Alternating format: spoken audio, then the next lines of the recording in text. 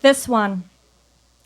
We walk along a massive playground of kitchen foil ninja swords, fake gouged out eyes and clown makeup, plastic stun guns, protective shields, pleather laced up boots that go all the way, the flit of a hand-sewn cape no doubt lifted by the spirit of reinvention. They say that the tribe you choose is better than the one you're born into, and the desire to self-identify is what brought me and my daughters to Comic-Con this year. Here, everyone is invited to the playdate. Of course, I provided them with a more familiar frame of reference. As far as they were concerned, we were going to see Hello Kitty. Just us and about 100,000 other people. At 6 and 4 years old, it's a good starting point for fangirls. Whether it's a good starting point for young girls is the part I struggle with. For as many times as I pointed to the crowd, the Elsas, the Wonder Womans, and the Totoros, they also caught sight of slutty Elsas, high-slit Chung-Lis, and no-pantsuit Hillary Clintons. Basically, a playground of naked, faceless women. And it's these women who receive the most requests for photos, the most tweets, the most validation from the crowd. And validation is addictive. My daughters are already obsessed with weddings and being pretty and Prince Charming and the color pink. Even Hello Kitty is a false idol. I mean, where's her mouth? Is talking too much of a butch thing? Being docile and sweet is all part of a dangerous equation. I know this, although I can't bring myself to tell them yet. These are supposed to be their happiest years.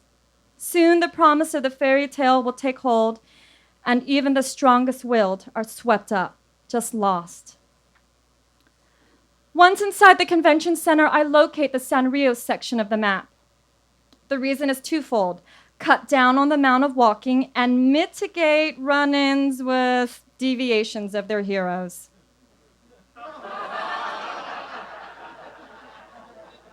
For this is also the playground that is Comic-Con.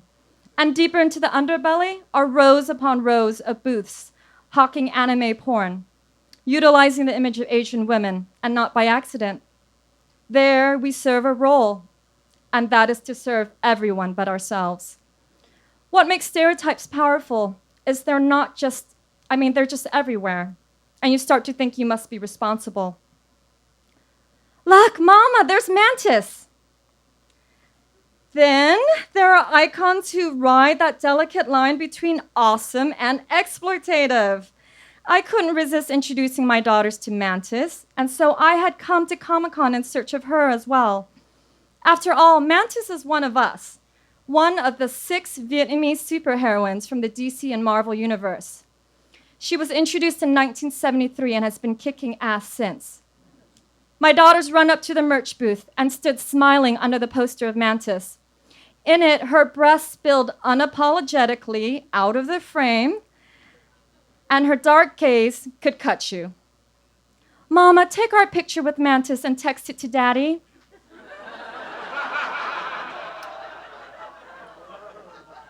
I snapped a photo but had no intention of sending it to their father. Such a photo was only further evidence that I never follow appropriate mommy behavior. Because it's boring. There's a reason I'm drawn to Mantis. We know we're trouble. We have anger issues, me and Mantis. Blame it on our fractured childhood. She's the byproduct of a German mafia father and a Vietnamese mother, and at a young age was kidnapped by a secret sect of gardening monks and raised to be a telepathic, self-regenerating martial arts mistress, as well as a motherboard to ensure the bloodline of plant-based aliens. And I could totally relate to having a family with unrealistic expectations.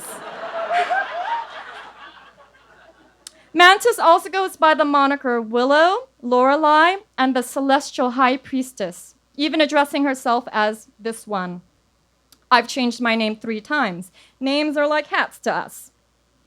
Mantis has had bad luck with men. When a man crosses her, she breaks his neck between her thighs. Ironically, you would think the power to read minds would prevent such measures. And here's where I can teach Mantis a thing or two. Just go straight for breaking their necks. That'll save you a lot of tears. But she chooses the adventure of uncertainty with the adventures, the Guardians of the Universe, the Fantastic Four, and during a space mission was blown into a million pieces. It doesn't kill her, but becoming a single mother nearly does. And so her storyline evolves into roaming Earth with a mission of becoming whole again. I can relate. Being all things to all people is nothing short of schizophrenic. During college, I underwent a quasi-British phase. Some friends say I'm still in that phase. My Shakespearean professor pointed out it had to do with how I pronounced consonants softly, as if they were vowels. This rendered me less American and more British, as it were. Perhaps it's a defense mechanism against the constant identity interrogation. What are you? Where are you from? Why the you and Taylor? And I nurtured this confusion by telling them, well, I had lived in Hong Kong while it was still a British colony. Truthy, except that it was only for a year as a kid. This is the accent I ended up with, and there are no accidents in life, said Freud and my mother. The inflection is impossible to place, even more impossible to explain, and it made people flip out at bars. Oh my God, where are you from? You sound like Eliza Doolittle. And I would shake it off casually, like, pardon me, I haven't the slightest clue what you're referring to. You totally have an accent. Is it because you were, colonized? And the more I was pressed about my accent, the more pissed I felt. And the more I tried to hide it, the heavier it became. Wait, say something again. Seriously, I'm literally like fucking Vietnamese from Mira Mesa.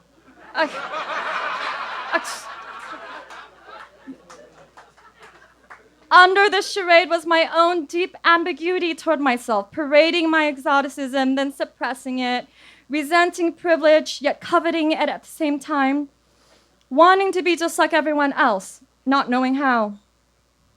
The fanboy rumor mill has it that Mantis will finally get her day in the spotlight as a featured superhero in the upcoming Age of Ultron, the Avengers sequel. And I'm sure she'll steal the show. I just wonder which version. Is it the side of her that's a deadly assassin, brainwashed alien, the loving mother?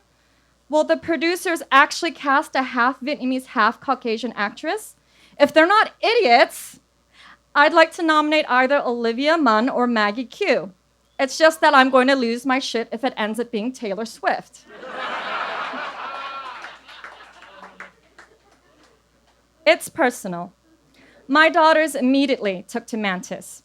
When they asked me about her superpowers, I replied, she's a survivor. And they understood, oh, she's a princess warrior like us. Will I take my daughters to see the movie? I can't. They're frightened by violence, and so I'll wait for the video-on-demand release and show them the tamer scenes. But I believe strongly in not modifying the picture, fiction or reality. That day will come. For now, I wanted this fangirl experience to be simple. We walked forever, dead people tried to scare us. Then we had a smoothie, Mommy massaged our feet. Finally, we hung out with Hello Kitty.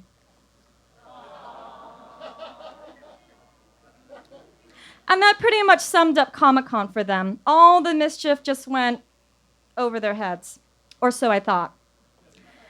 That evening, when we were back home and settled into the rhythms of family life, me in the kitchen, they at their craft table, I heard arguing, punctuated by a sharp cry. My older daughter runs out, tears streaming down her face, to retell the incident. They had both wanted to use the red marker. An argument ensued, and to settle the matter, the younger one, who's 4, reached for the kitty scissors, placed her sister's pinky between the blades, and proceeded to squeeze down in an attempt to Yakuza the situation. I checked. No appendages missing. The weapon may have been dull, but the intention was very clear. And this was the mini assassin's way of delivering the message, with her older sister pleading, Mama, she needs her own set of markers. She just tried to cut off my finger. She's pure evil. It was a bold move, all right. The kiddo was put on timeout, and I have no doubt she spent it plotting her next move. Mantis would not have accepted anything else. Another VAMP first-timer, Taylur Ngo.